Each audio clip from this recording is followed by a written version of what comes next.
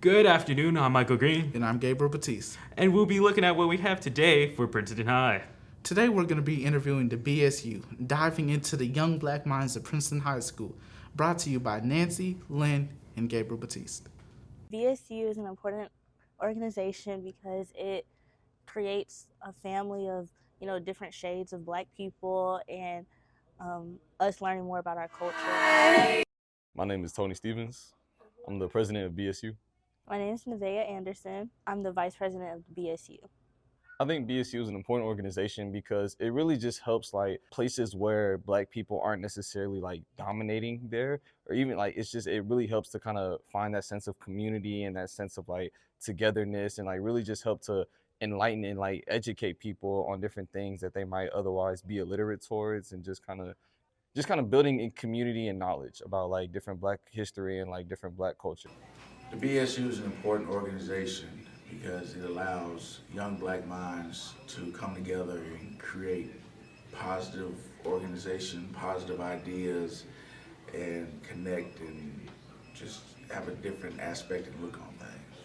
I think BSU can have a positive effect on the community because different things, it really does make a difference knowing that there are other people like you going through these same things that you're going through, and then having a safe place that you can come to, that you can just kind of be free, that you can be goofy, that you can even learn about. There's plenty, I can't tell you how many people I've met that are that were black, but they didn't know about their own black history. And organizations like BSU are really important to help teach those people where they don't feel judged about asking those questions. So the things that we're starting to do now, we're having community outreach projects. We're starting to partner with other organizations to do some community service projects. We're having potlucks that we have planned on. We're also doing different fundraisers. The student body should pay attention to our program because even if you're not black, you can still learn something and, be an ally to the black community. The student body should pay attention to the BSU because we're leaders.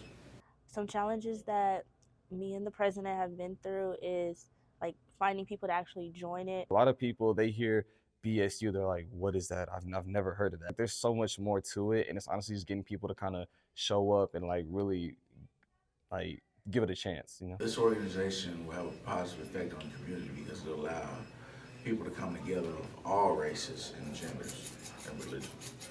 This organization will have a positive effect on the black community because it helps us know more about our culture and where we come from, and then it makes us stick together.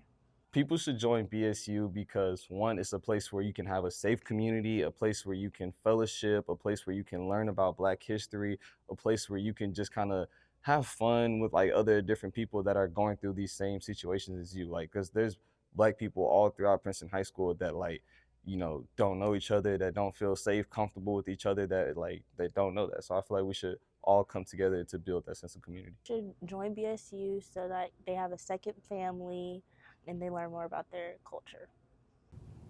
We'll be lifting on over to the wrestling team and picking up what they have to offer, along with Marcus Garner and Michael Green. I'm Coach D. Laverne. I'm the head wrestling coach here at Princeton High School. The hardest thing about coaching is letting kids learn from their mistakes. I've been doing this now for a long time, and I know what's going to work and I know what's going to not work. But for us all as individuals that learn and grow, we've got to fail on our own and learn from that mistake.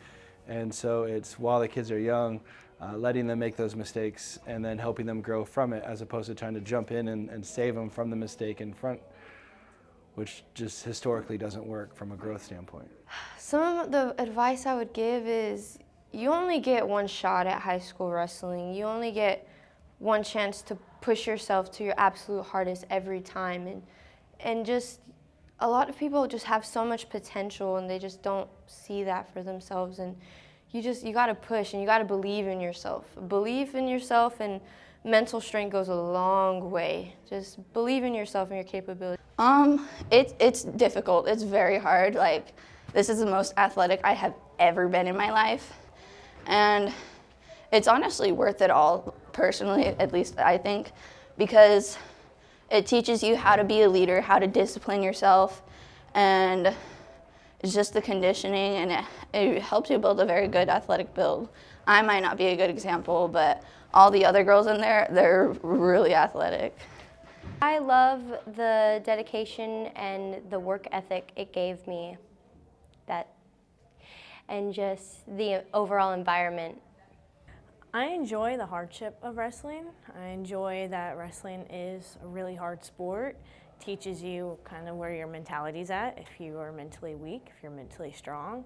Teaches you how to teaches you how to overcome obstacles. Something that makes wrestling such a tight bond and so family-like is the chosen suffering that we go through together.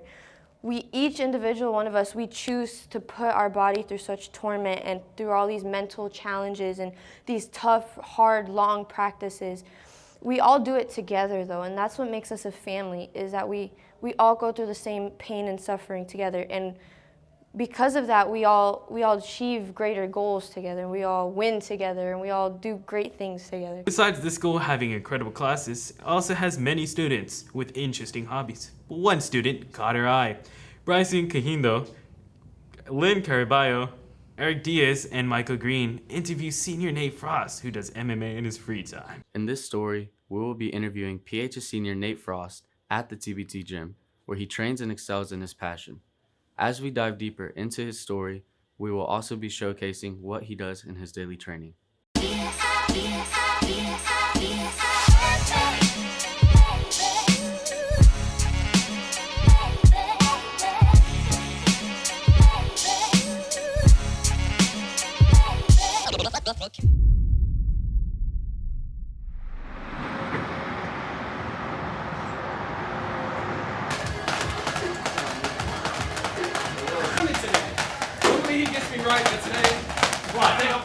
Nate Frost is 18 years old and a student at Princeton High School.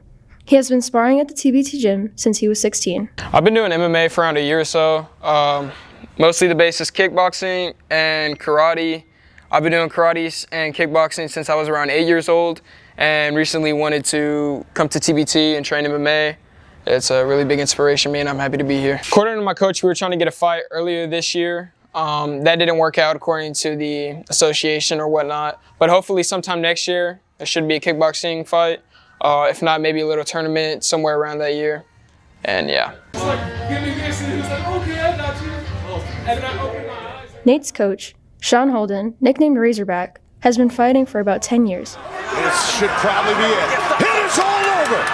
Sean Holden with the second round finish. He's fought in Bellator MMA matches and now passes on his knowledge at TBT Gym. My name is Sean Holden. I'm the head fight coach over here at TBT in McKinney. I'm also a quality engineer at Maverick Power. It's my day job.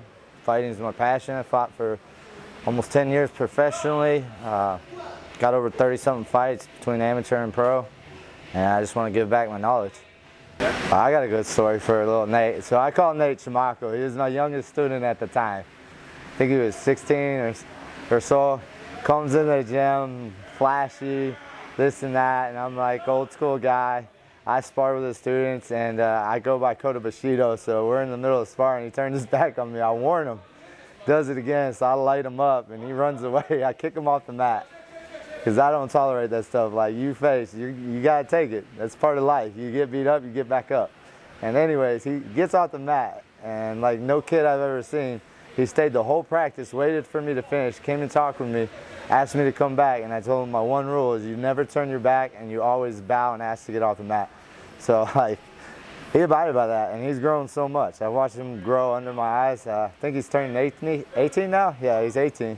And the maturity level of somebody that young, I'm very proud of him, and I've actually been trying to get him a fight. He's put in the work, and I want him to get a kickboxing fight before the end of the year, but we'll see how it plays out.